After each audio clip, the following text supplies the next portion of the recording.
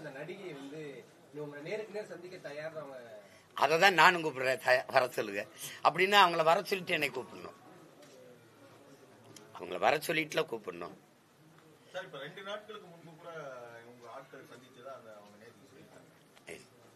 எங்க ஆளுக்கு சந்திக்கணும் இல்ல, சந்திக்க வாங்கன்னு அவங்க கூப்பிட்டுருக்காங்க.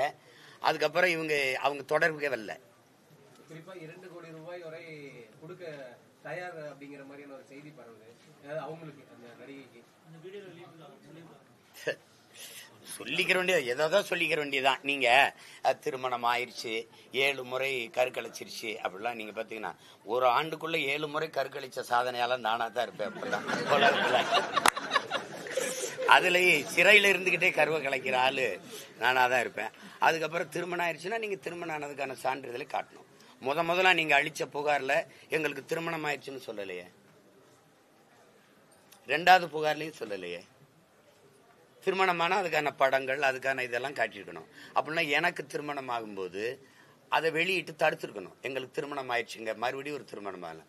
இதுல இருந்து நீங்க இதையே யாருமே கேட்க மாட்டீங்க, என்கிட்ட கேக்குறீங்க. உங்களுக்கு இது ஒரு சுவாரஸ்ய கதையா இருக்குது, ரசிக்கும்படியான ஒரு கதை.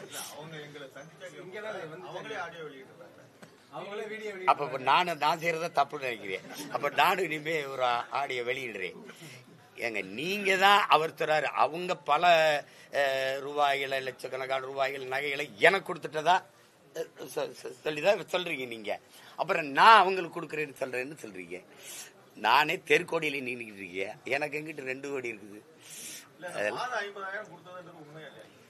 அதாவது அவங்க என்னன்னா ஒரு காலகட்டத்தை எங்களுக்கு ரொம்ப இதாயிருச்சு, 15 வருஷம் கழிச்சு சாக போறோம் அப்படின்னு எனக்கு எங்க வீட்டுல வேலை செஞ்ச ஒரு பையன், அந்த காலம் வேலை செஞ்சவனை பிடிச்சி அழுது இது பண்ணி அந்த குரல் செய்தியை கேட்டோன்னு சரி இப்போ ஏதாவது கொடுத்து உதவுங்கன்னு சொன்னேன்.